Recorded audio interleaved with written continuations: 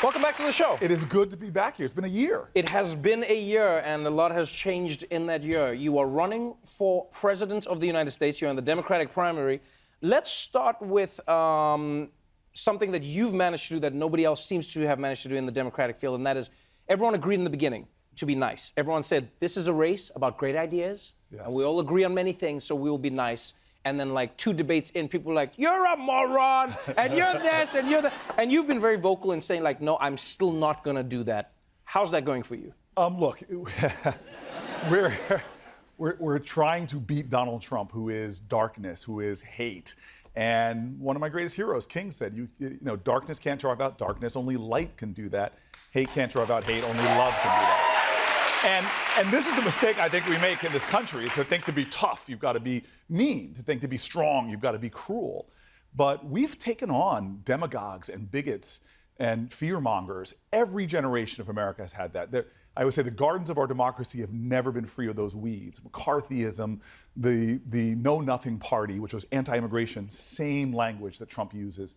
But how did we beat them in every generation? Like, we didn't beat Bull Connor by bringing bigger dogs and bigger fire hoses and being like him. We beat him because these artists of activism were the exact opposite. They fought his fire hoses and dogs with unarmed truth and relentless, fearsome, ferocious love, and ignited the moral imagination of this country and brought more people together. But do you think that that is what is driving the populace right now? Because it feels like sentiment right now is very much, we're fighting. Yeah. People must be fighting. You know, and as you said, the fighting must be from a negative place. Right. It's not fighting for good, but rather fighting against a thing. And you said you're fighting to beat Donald Trump, but you want to do that with kindness. So what does that mean? He slaps you and then you hug him? How does that work? No, look. First of all, most people who actually know about my career know that I beat the toughest, vicious political machine. There's an Oscar-nominated documentary you can watch on YouTube called Street Fight, about me coming up through the tough urban politics, death threats all my life, windows on my car smashed, phones tapped. So I've seen the toughest of politics, but we beat them and that machine, not by being like the machine, by giving an alternative and not making it about them. This campaign, it shouldn't be about what we're against. It should be about what we're for. It shouldn't be about, you know, even I say this to Democrats right now, this is not a moment in American history that the goal of this party is, the end goal is not to beat Republicans, it should be to unite Americans. And the way you do that is by calling to the best of who we are. Look, I love this, and it's not easy. My campaign staff told me, you know, when we started this out, the polls were, yeah, we want somebody that's going to go out there. Right. And so I still remember running for a debate stage in Iowa, and I'm about to jump up. Big guy sees me before the stage. I'm a big guy, and he stops me and he goes, dude, I want you to punch Donald Trump in the face. And I look at him, I don't miss a beat, and I go, dude, that's a felony. and you know, we're not gonna beat him by being like him. Right. And that doesn't mean we're weak. Look, this is really one of those moments, I think, that this election is not a referendum on who he is, one guy in one office. It's a referendum on who we are. And this is a moment in America where people are fighting over chicken sandwiches. We need a revival of civic grace. Mm-hmm. We need a more courageous empathy for each other. We need to see each other because too many of us feel left out and left behind. Let me ask you then about the op-ed that you penned. You wrote an op-ed talking about what the Democratic Party needs in particular. And, you know, in no uncertain terms, you have basically said that the Democratic Party is a diverse party, and you feel that the Democratic leadership needs to reflect that, right? But right now, it's no secret that the people leading in the polls happen to be white. And you're saying the party needs to be diverse in who it picks to lead it. But what does that mean? Because I'm always confused by that when people say, because I go like, diverse should mean that white could also be in the lead if everyone is focused in the same direction. Yes? Well, let me make this point in 2 ways. Number one, everybody's talking about what I'm going to do when I'm president. I came to the United States Senate, 4th black person ever elected popularly to that office. And I got there and I was shocked. I was like, wait a minute, this is the least diverse place I've ever worked. I looked at the Judiciary Committee and I could barely find a black person. It's even on a staff position. These folks are making decisions about laws that disproportionately affect black people. So I went to Chuck Schumer with a great young senator named Brian Schatz, and we said, Chuck, can you make every Democratic senator have to publish the diversity statistics on their staff, reveal how many diverse, gender and race diversity? And guess what's happened to gender and race diversity on our staffs? It's actually increased. Well, I know from Harvard case studies that diverse teams are better teams. We are at a point in America where we have to understand that any great thing we do comes from broader and bolder coalitions. When we wanted to go to the moon, we had to get hidden figures together with white astronauts, made us better to compete with the Russians who had put up Sputnik.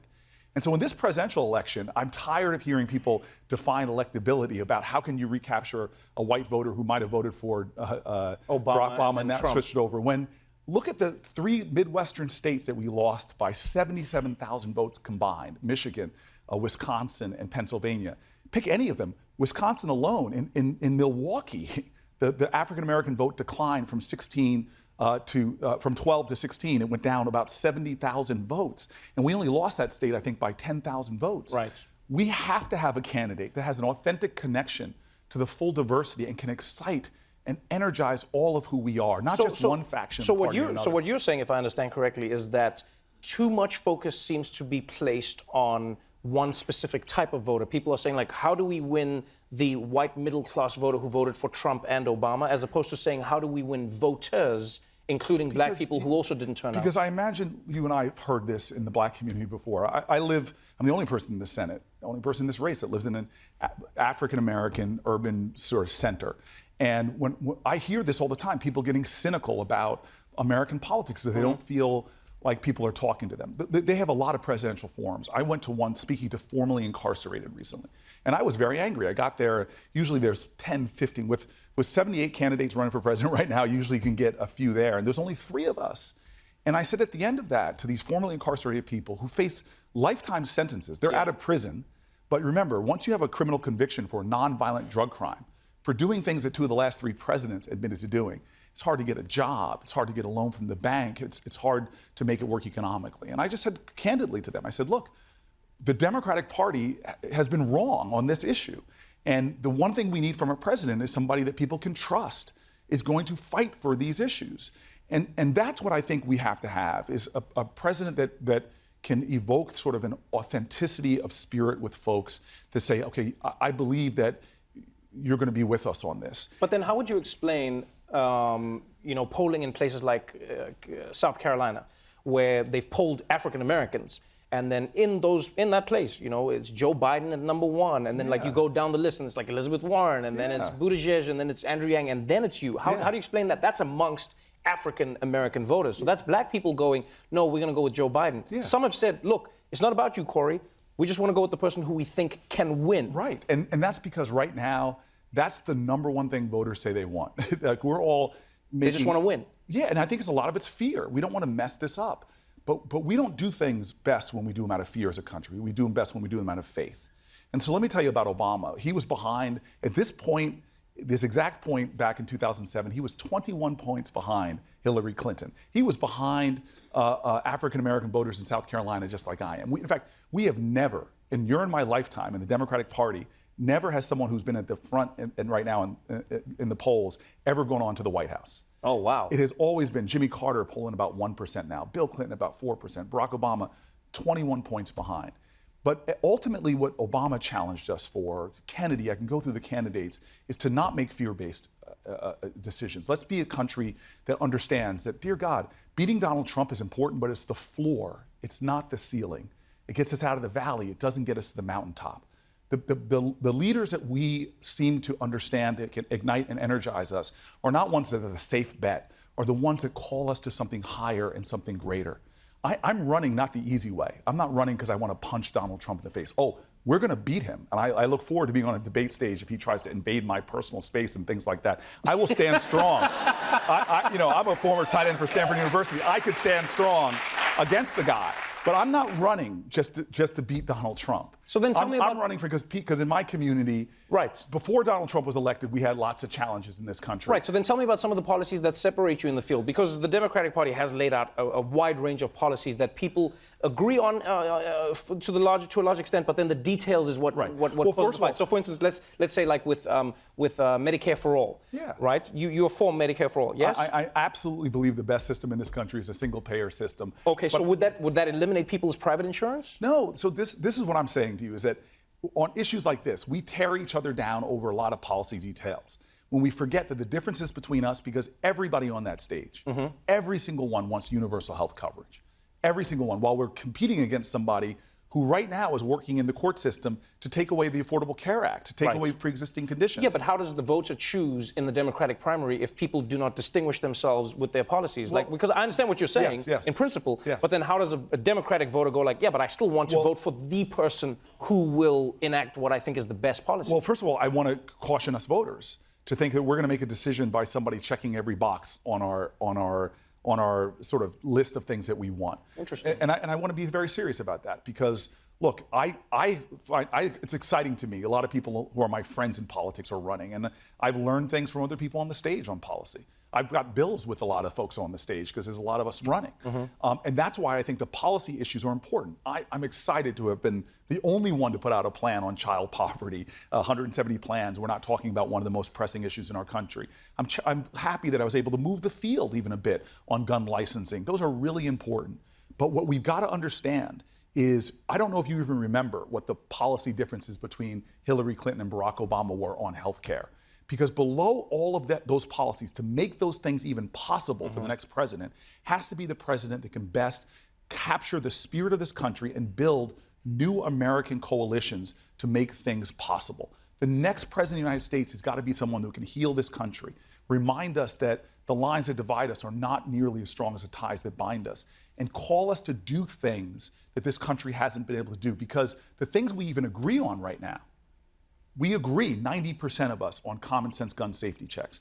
The infrastructure of this country is falling apart. China just built 18,000 miles of high-speed rail, and the busiest rail corridor in America that goes from Boston to DC through this city, I'm not exaggerating, runs half an hour slower than it did in the 1960s. We agree. Well, steady wins the race. Okay. We agree that we love our children, but why are we the only nation without universal prenatal care? We now lead industrial nations in infant mortality, maternal mortality, complications at birth. I could go through the things that we even agree on that we're not doing well. So to me, the issue is, I want to talk. I'm a policy wonk, and I'd love on the debate stage talking about policy, but there's something beneath that. Who is the president that can create those new American coalitions? Not tear down the other side, but call to them. When I first got to the Senate, I'm not exaggerating, and I started talking about criminal justice reform, people in my own party told me you can't get a big bill passed that liberates people. They were telling me about Willie Horton, if people come out of prison. And I said, okay, no, I'm sorry. I'm going to start working, do the hard work of building coalitions across the aisle. And a few years later, the only major bipartisan bill to pass under this president is the First Step Act that I led on the Democratic side in the Senate. That's liberated thousands of people from prison. About 90% of those are African Americans. This is about who can get things done. And right now, we're a country that is so gridlocked because we hate each other just because we vote differently. I'm in airports all the time, and people will come up to me and say, "Oh, you're that politician guy." I go, "Yeah." He goes, "What party are you?" Because they're going to judge me by what I say. Everything I say after I say I'm a Democrat is going to fall into whether they believe they should stand with me, believe what I say or not. That's not the way we get big things done.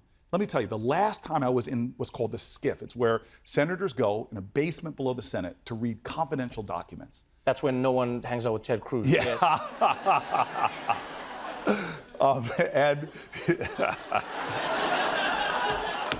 I've got some Ted Cruz stories I'll tell you after this.